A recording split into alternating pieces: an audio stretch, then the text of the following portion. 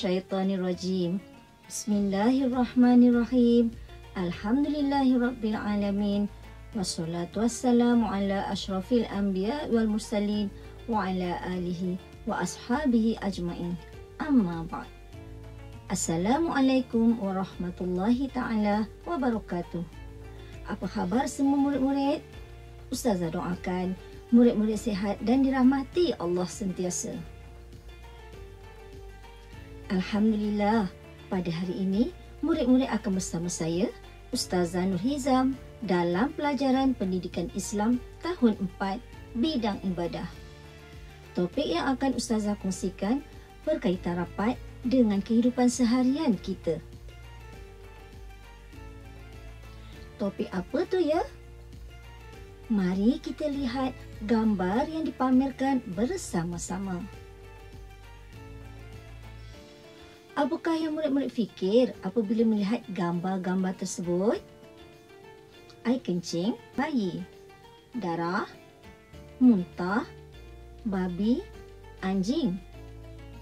Ya, ia berkisar tentang najis, iaitu bagi standard kandungan merumus dan mengamalkan konsep bersuci daripada najis mukhaffafah, mutawassithah dan mughalazah dengan betul secara beradab dan istiqamah. Sebelum kapal kita berlayar lebih jauh, Ustazah nak murid-murid sediakan dahulu buku tulis dan pensel untuk membuat nota dan catatan tentang topik kita pada hari ini. Sekiranya murid-murid mempunyai buku teks Pendidikan Islam tahun 4, bolehlah rujuk muka surat 114 sehingga muka surat 116 ya.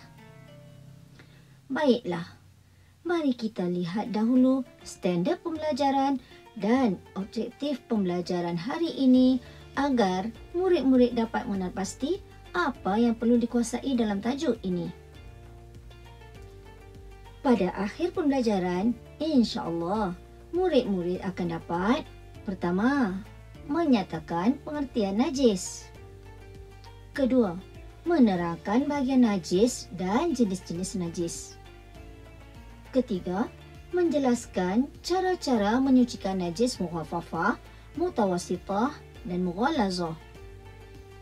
Keempat, mengaplikasikan cara-cara menyucikan daripada najis mukhaffafah, mutawassithah dan mughalazah. Kelima, menghuraikan kepentingan bersuci dalam kehidupan harian. Murid-murid, kita mulakan pembelajaran pada hari ini dengan menghayati dialog yang dipaparkan. Jom kita dengar bersama-sama. Tengok Tok Hafiz terpijak tahi. Itulah, kalau tidak berhati-hati, kan dah terpijak najis. Adakah murid-murid pernah mengalami situasi yang dihadapi oleh Fatah? Ya, pasti murid-murid pernah menghadapinya. Kita mulakan dengan pengertian najis terlebih dahulu. Murid-murid tahu tak apakah yang dikatakan najis? Betul tu. Najis ialah semua benda kotor yang menghalang daripada sah solat seperti darah dan tahi. Contoh-contoh najis yang lain telah murid-murid sebut pada awal pembelajaran tadi. Solat tidak sah apabila najis ada pada badan, pakaian atau tempat solat. Murid-murid, najis terbahagi kepada dua bahagian, iaitu najis aini dan najis hukmi. Kita akan tahu adanya najis apabila ianya jelas kelihatan. Najis ini dinamakan najis aini. Bagaimana sekiranya najis itu tidak dapat dilihat zatnya dan sifatnya ya murid-murid? Najis yang tidak dilihat sifatnya dikenali sebagai najis hukmi. Dengan erti kata lain, najis yang tidak kelihatan tetapi dapat diketahui melalui baunya atau tanda sama ada telah kering atau berbekas. Murid-murid nak tahu, najis dibahagikan kepada 3 jenis, iaitu najis mukhafafah yang bererti najis ringan. Yang kedua, najis mutawasithah iaitu najis sederhana atau pertengahan. Dan yang terakhir, najis mughallazah iaitu najis berat. Baiklah murid-murid, mari kita kenali najis mukhafafah. Najis mukhafafah iaitu najis ringan ialah air kencing kanak-kanak lelaki yang berumur 2 tahun ke bawah yang tidak makan dan minum kecuali susu ibunya sahaja. Najis mutawasithah pula adalah najis selain daripada najis mukhafafah dan najis mughallazah. Di antara contoh najis mutawasithah seperti darah, muntah, nanah, air kencing, bangkai, tahi dan arak. Najis mutawasithah ini disebut najis pertengahan atau najis sederhana. Bagaimana pula najis mughallazah? Najis mughallazah adalah najis daripada anjing, babi dan kotorannya serta segala yang berkaitan dengan kedua-duanya. Baiklah murid-murid, Ustazah akan uji sedikit pemahaman murid-murid berkaitan najis. Jom kita kena pasti yang manakah najis di paparan ini. Pandai, bangkai, nanah, babi dan air kencing kanak-kanak adalah najis. Bagaimana pula dengan air liur dan lumpur? Ya, bijak. Kedua-duanya benda kotor tetapi bukan najis. Alhamdulillah, murid-murid dapat menjawab soalan Ustazah dengan baik sekali. Tahniah diucapkan. Bagi yang tidak dapat menjawab, cuba jawab soalan-soalan Ustazah yang lain pula ya. Ingat ya murid-murid, Islam menitik beratkan penjagaan kebersihan dan kesucian. Oleh itu, kita perlu tahu membersihkan badan, pakaian atau tempat sekiranya terkena najis supaya ibadah kita sah dan diterima Allah, insya-Allah. Apa lagi? Marilah kita bersuci. Murid-murid, bagaimana sekiranya terkena najis mukhafafah? Apakah yang perlu kita lakukan? Lap air kencing tersebut menggunakan tisu atau kain yang bersih dan kering. Renciskan air mutlak ke tempat yang terkena najis. Lap semula dengan menggunakan tisu atau kain yang bersih dan kering. Ada satu cerita pula. Suatu pagi, ibu meminta bantuan kepada Harisah agar mencuci air kencing adik Ashraf yang berumur 6 bulan. Adik Ashraf belum makan sebarang makanan. Tanpa berlengah, Harisah pun menyediakan alatan yang akan diguna. Mari kita saksikan cara Harisah menyucikan air kencing adiknya yang terdapat di atas lantai. Mula-mula, buang air kencing dengan mengelapnya menggunakan tisu. Kemudian, spray dengan air mutlak pada tempat yang terkena najis. Ulangi langkah sehingga yakin dan bersih.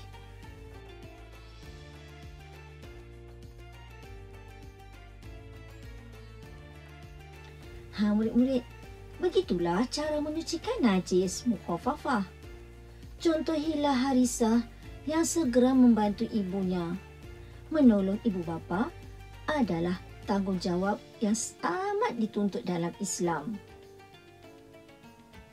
Bagaimana pula cara menyucikan najis mutawasithah? Hilangkan najis tersebut terlebih dahulu yang terkena pada tubuh badan, pakaian atau tempat. Basuh dengan air mutlak sehingga hilang kesannya sama ada warna bau atau rasa. Faris berbasikal untuk ke padang bermain bola sepak. Suatu petang, sedang Faris berbasikal, tiba-tiba terlanggar batu, lalu Faris terjatuh. Lengan Faris berdarah dan mengena pada pakaiannya. Faris perlu menyucikan lengan baju yang terkena darah. Mari kita saksikan cara Faris menyucikan lengan bajunya yang terkena darah itu. Darah adalah salah satu najis mutawasithah. Mula-mula, buangkan darah tersebut terlebih dahulu. Kemudian, gosok dengan menggunakan sabun. Setelah itu, cuci dengan air mutlak yang mengalir seperti air paip. Perah supaya cepat kering. Bagaimana murid-murid? Boleh tak laksanakan seperti Faris apabila berlaku pada diri sendiri? Harap video ini membantu murid-murid bagi menyucikan diri, pakaian atau tempat daripada najis mutawasithah. Murid-murid, sebagaimana yang kita ketahui, najis mughallazah adalah najis berat, iaitu najis anjing dan babi serta segala yang berkaitan kedua-duanya. Oleh itu, menyucikan tubuh badan, pakaian atau tempat yang terkena najis tersebut perlu mengikut langkah-langkah yang telah ditetapkan. Bagaimana murid-murid? Hilangkan najis terlebih dahulu. Basuh kali pertama dengan air yang bercampur tanah. Basuh dengan air mutlak sebanyak 6 kali sehingga hilang bau, warna dan rasa. Mari kita saksikan cara menyucikan najis mughallazah bersama-sama.